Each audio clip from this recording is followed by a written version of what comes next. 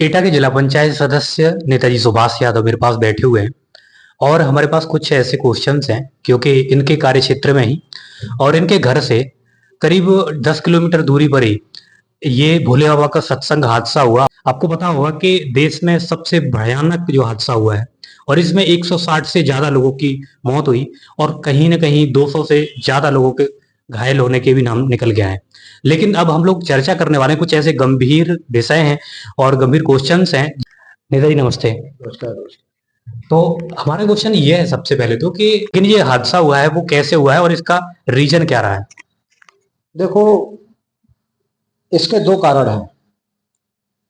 पहला कारण तो है, ये इस बात की गवाही देता है, इस बात का सबूत है कि आज भी हमारे भारतवर्ष में शिक्षा का कितना बड़ा अभाव है। लोग अंधभक्ति में इतने डूबे हुए हैं कि एक साधारण पुरुष को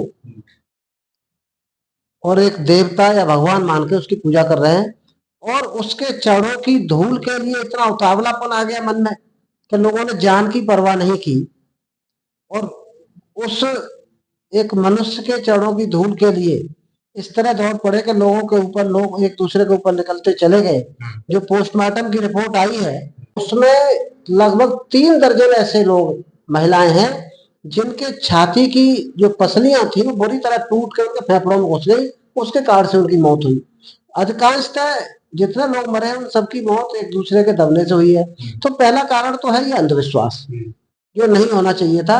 इतना बड़ा अंधविश्वास कि 2-2.5 लाख लोग एक बाबा के पीछे पागल होके एक स्थान पर इकट्ठे हो गए और फिर उसके चरणों की धूल लेने के लिए उतावलापन आ गया, होड़ लग गई, लोगों ने जान की परवाह नहीं की। और दूसरी लापरवाही है प्रशासनिक स्तर पर, जिसका ये परिणाम है कि अगर 80,000 लोगों की, जहां तक बताया जाता है कि अनुमति थी, तो भाई अगर कोई किसी राजनेता की भी जनसभा होती है तो 50-40 हजार लोग इकट्ठे होते हैं, उसके लिए सैकड़ों सिपाही, दर्जनों दरोगा और इंस्पेक्टर और 4-6 सीओ और डिप्टी एसपी लगा दिए जाते हैं। और जब इतनी 2-2.5 लाख की भीड़ थी, कोई पहली बार तो सत्संग हुआ नहीं है। भोले बाबा का सत्संग तो 10 साल से चल रहा है, सबको पता है कि भोले बाबा के सत्संग में कितनी भीड़ होती है। तो उसके हिसाब से पहले तो यहाँ इस तरह के जो आयोजन है उनकी अनुमति नहीं देनी चाहिए थी। बल्कि मैं तो ये कहूंगा सरकारों से कि इस तरह के आयोजनों पर रोक लगा देनी चाहिए थी। और अगर अनुमति दी तो फिर उचित प्रशासनिक व्यवस्था होनी चाहिए थी, जिससे उन लोगों को नियंत्रित किया जा सकता, जिससे ये बहुत बड़ी जो एक जनहानि हुई है, एक त्रासदी हुई है, इसको रोका जा सकता था। एक सबसे बड़ा क्वेश्चन ये है हमारे पास, जब हादसा हुआ और हादसा होने के बाद कई सारे लोगों की डेथ हुई और डेथ होने के बाद उनके फैमिली मेंबर्स उसको एक्सेप्ट करने के लिए तैयार नहीं है। यहाँ तक कि उनका फैमिली मेंबर एक घट जाता है उनकी फैमिली से और उनको इस चीज का कोई अफसोस नहीं है कि उनका फैमिली मेंबर गया। अफसोस ओनली इस बात का है कि भोले बाबा के ऊपर लांछन क्यों लगाया जा रहा है, भोले बाबा के ऊपर तंज क्यों कसा जा रहा है, या फिर इंडियन गवर्नमेंट इसके पीछे क्यों पकड़ी है, या फिर इनको गिरफ्तार क्यों करना चाहती है। ये सारी बातें देखने को मिल रही हैं यहाँ पर। लेकिन क्या रीजन है, लोग ऐसा क्या कर रहे हैं, क्या है उनके अंदर जो कि अपनी फैमिली का एक मेंबर खो दिया उन्होंने, लेकिन उनको इस बात का गम नहीं है। लेकिन गम इस बात का है कि भोले बाबा के ऊपर क्यों लांछन लगाया जा रहा है। देखो, ये बहुत बड़ा अंधविश्वास का परिणाम है। शाहजहानपुर का एक मामला आपने सुना होगा कि एक हमारा नौजवान भाई बाहर कहीं नौकरी करता था, वहां से आता है और घर से पत्नी, बेटा और बेटी को लेके फिर सुबह फुलरई के पास, जिस इस पर गढ़िया पर ये कांड हुआ है, वहां आ जाता है और उस घटना में उसका एक बेटा और बेटी दोनों एक्सपायर हो जाते हैं। मेरे पास में मोहद्दीनपुर गांव है, मोहद्दीनपुर का हमारा एक भाई दिल्ली से सत्संग सुनने आया, उसका बेटा एक्सपायर हो गया उसमें। अब जिन लोगों के घर में घरों के चिराग बुझ गए, नन्हे मुन्ने बच्चे चले गए, भविष्य खत्म हो गया, जिन घर की महिलाएं खत्म हो गई, चली गई, घरवाली खत्म हो गई। जब घरवाली नहीं होती है तो घर उजड़ जाता है। और उसके बाद भी जो तमाम वीडियोस देख रहे हैं कि बाबा के जो आश्रम इत्यादि उन्होंने बनाए हैं, जिन पर जाके मत्था टेक रही हैं, बाबा को भगवान कह रही हैं, ईश्वर कह रही हैं, हमारे प्रभु कह रही हैं, क्या विडंबना है इस देश की। साधु संत होना एक अलग बात है, महापुरुष होना एक अलग बात है, और भगवान होना एक अलग बात है। मैं पहले भी कह चुका हूं, साधु संतों की वजह से हम मानते हैं कि इस देश ने बहुत कुछ पाया है। हमारा देश संत साधु संतों और ऋषि मुनियों की संस्कृति का देश है। ये वो देश है जहाँ राम और कृष्ण के अवतार हुए हैं। लेकिन हम इस तरह के संतों को भगवान नहीं कह सकते। मैं फिर भी पूरे देश की लोगों से विनम्र अनुरोध करना चाहता हूँ कि हम इस तरह के साधु संतों को, एक नहीं है, सैकड़ों की संख्या में लोग आडंबर फैला करके लोगों को भ्रमित कर रहे हैं, अंधविश्वास फैला रहे हैं। कोई कचौड़ी पकौड़ी से बीमारियां खत्म कर रहा है, कोई नल के पानी से बीमारियां खत्म कर रहा है। अगर इस तरह बीमारियां खत्म हो जाएं तो हॉस्पिटल बंद हो जाएंगे। जिन भोले बाबा की बात करते हो ये खुद में संतान है। तो मेरा कहने का आशय यह है कि जिनको ये भूल है कि ये भगवान है, प्रभु है हमारे, ये गलत है। अब मैं आपको बताऊं भगवान क्या होता है। भगवान को इंग्लिश में गॉड कहा जाता है। चाहे उसे अल्लाह कह लो, चाहे कृष्ण कह लो, चाहे राम कह लो, ईश्वर कह लो, जिसे गॉड कहा जाता है। और गॉड कहा किसे जाता है? गॉड में 3 वर्ड आते हैं, GOD। 3 वर्डों का अलग अलग क्लासिफिकेशन किया जाए, वर्गीकरण किया जाए। तो जी मीन्स होता है जनरेटर, ओ मीन्स होता है ऑपरेटर, और डी मीन्स होता है डिस्चार्ज। बहुत गंभीर बात है। पूरे देश को, हमारे को, पूरे समाज को समझना चाहिए भगवान किसे कहा जाता है, भगवान कौन हो सकता है। इस तरह के साधु संत क्या भगवान हो सकते हैं? क्या इन्हें हम लोग भगवान कहने के लायक हैं? ये नहीं कह सकते और नहीं मानना चाहिए। भगवान मानने के लिए ये 3 गुण होना बहुत आवश्यक है। GOD, जनरेटर, ऑपरेटर और डिस्चार्ज। जनरेटर का मतलब होता है उत्पन्न करने वाला, पैदा करने वाला। ऑपरेटर, ऑपरेटर का मतलब होता है संचालित करने वाला। और डिस्चार्ज, डिस्चार्ज का मतलब होता है नष्ट करने वाला। जिस शक्ति के अंदर, जिस महापुरुष के अंदर ये 3 शक्तियां विद्यमान हो, 3 कलाएं विद्यमान हो, पूरे विश्व को उत्पन्न करने की, विश्व को संचालित करने की और विश्व को नष्ट करने की, जिसमें तीनों शक्तियां विद्यमान है, उसे हम भगवान कह सकते हैं, ईश्वर कह सकते हैं, अल्लाह कह सकते हैं। लेकिन अब आप बता दीजिए, आधुनिक युग में जितने ये बाबा घूम रहे हैं, इनमें किसी में क्या ये तीनों शक्तियां हैं जो इस संसार को उत्पन्न करने की क्षमता रखते हो, इसको नष्ट करने की क्षमता रखते हो, इसको संचालित करने की क्षमता रखते हो? आपने अगर सुना होगा तो श्रीमद् भागवत में एक प्रसंग आता है कि जब ब्रह्मा जी को भ्रम हो गया था कि ये कृष्ण का कैसा अवतार है जो ग्वाल वालों के साथ झूठा खा रहा है, गैया चरा रहा है, तो उन्होंने सारे ग्वाल वालों को और सारे गैया बछड़ाओं को वहां से चोरी कर लिया।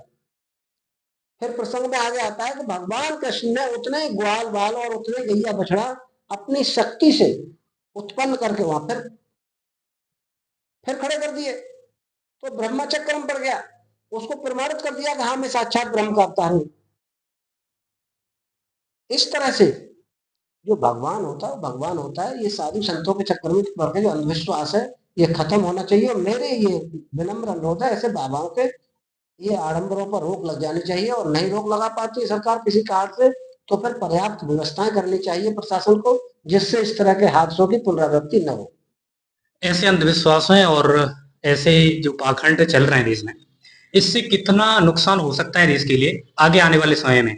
अभी तो नुकसान ये देखने को मिला काफी भयानक था, लेकिन अब आने वाले समय में कितना नुकसान देखने को मिलेगा, क्या परिणाम आएगा यूथ पर, क्या इफेक्ट पड़ेगा जो हमारी यूथ है, जिससे एक उम्मीद है कि देश की सेवा करेगी आगे चल के और देश की रक्षा करने का काम करेगी। लेकिन ये लोग ही अगर इन अंधविश्वास और पाखंड में अगर पड़ जाएंगे या फिर ऐसे बाबाओं के चक्कर में अगर पड़ जाएंगे तो क्या प्रभाव पड़ेगा इसमें? नहीं, देखिए, जो आधुनिक समय है, हमारी नई पीढ़ी का एजुकेशन स्टैंडर्ड बढ़ रहा है। आज का युवा इन सब चीजों को बहुत कम मान रहा है। लेकिन फिर भी विडंबना है, कई इस तरह की चीजें हैं जो युवाओं के कारण से पनप रही हैं। और कभी कभी तो ऐसा समय आता है कि जब गांव गांव में इस तरह के आयोजन होना शुरू हो जाते हैं। तो मेरा युवाओं से भी अनुरोध है कि वर्क इज वर्शिप, कर्म ही पूजा है, कर्म पर भरोसा रखिए। कर्म अच्छा है तो सारे देवी देवता, सारे तीर्थ आपके घर पर हैं। और कर्म अच्छा नहीं है तो कितने पूजा पाठ कर लो, गंगा यमुना नहा लो, कर्म अच्छे नहीं है तो कुछ भी होने वाला नहीं। अगर हमें अपनी मंजिल पर जाना है और जब तक हम 4 कदम नहीं चलेंगे तब तक मंजिल हमारे नजदीक नहीं आएगी। हाँ, अगर हम यही सोचते रहें भगवान करेगा वो होगा, जो नसीब में लिखा है वो होगा, हम जितने आगे चलेंगे उतनी मंजिल हमारी करीब आती जाएगी। नहीं चलेंगे तो मंजिल उतनी दूर नजर आएगी। इसलिए मैं युवाओं से भी कहता हूँ इस तरह के बाबाओं के, साधु संतों के आडंबरों में बिल्कुल भी आने की जरूरत नहीं है। शिक्षित बनिए, संस्कारवान बनिए। देश को अगर महान बनाना है तो आपको शिक्षित और संस्कारवान बनाना ही आवश्यक है। एक लास्ट क्वेश्चन आपसे ये है कि क्या सुप्रीम कोर्ट को इस पे एक कमेटी बिठा के और इन सभी बाबाओं की एक बार जांच करा लेनी चाहिए? देखो, जांच करा लेनी चाहिए लेकिन होगी नहीं। होगी इसलिए नहीं कि हमारे देश में जो राजनीतिक दलों को वोट का एक लालच है, हाँ। वो इन बाबाओं के लिए बहुत बड़ा संरक्षण कवच है। आज कोई भी बाबा की गिरफ्तारी की बात नहीं करता है। मेरी, हालांकि घटनास्थल मुझसे मात्र 12 किलोमीटर दूर है। जो फुलरी गांव है उसको निकल करके, जो फुलरी और बहादुरगढ़ी के बीच में, अब आप एक अंदाज लगाइए, जिसको ये भगवान मान रहे हैं, लगभग सन 60 के आसपास की बात है। पटियाली के पास इनका गांव पड़ता है, बहादुर नगर। और वहां एक नन्हे सिंह जाटव होते थे। उनके ये सबसे बड़े पुत्र हैं। उनके दो पुत्र और थे, उनमें एक राकेश कुमार पूर्व प्रधान रहे हैं। और ये फिर पुलिस में भर्ती हुए। पुलिस में भर्ती होने के बाद में एक सिपाही की नौकरी करते रहे। 96 में इस व्यक्ति को आगरा में यौन शोषण में सस्पेंड किया गया था। जिस व्यक्ति पर यौन शोषण के मुकदमे से जिसके चरित्र की शुरुआत हो, उससे अगर हमारा समाज भगवान मान रहा है तो ये कितना बड़ी विडंबना है।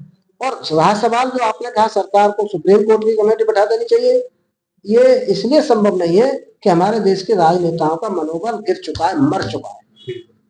इस तरह 161 नहीं, 1061 लोग और मर जाएं, लेकिन ऐसे बाबाओं पर कमेटी बिठाने की हिम्मत नहीं है। कायदे में तो इन बाबा को उठा के जेल में डाल देना चाहिए।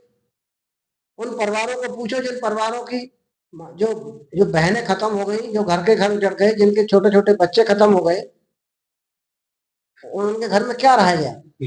जिनके बच्चे गए उनका तो पूरा भविष्य खत्म हो गया।